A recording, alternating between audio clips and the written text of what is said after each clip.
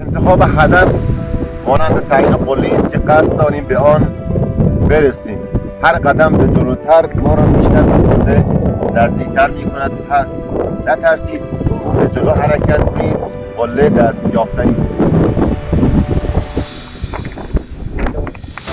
همراهان عزیز، موفقیت مانند صعود به کوه هستند. هر قله‌ای را که فتح می‌کنید باید مهیا و آماده برای فتح قله بعدی بشوید. پس حرکت کنید.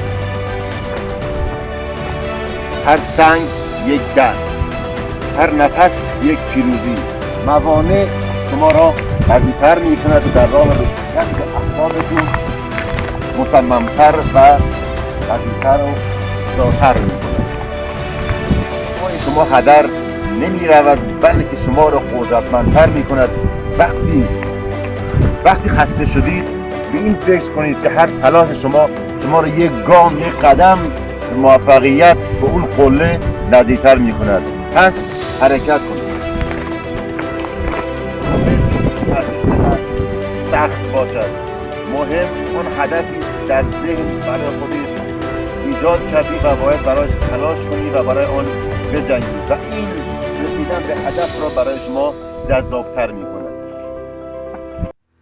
اینجا در اوج تمام زحمات و تلاش های شما ارزشش را داشت. حالا وقت خوشحالی و جشن گرفتن است.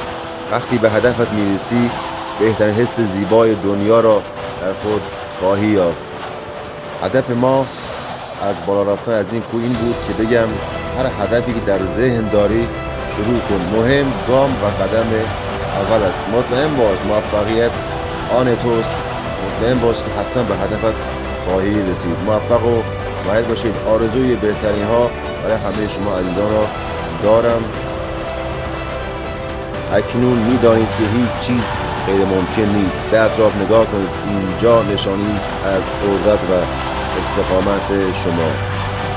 فردا هم فرصتی است منتظر شما. مهیا آماده بشید برای شروع دوباره.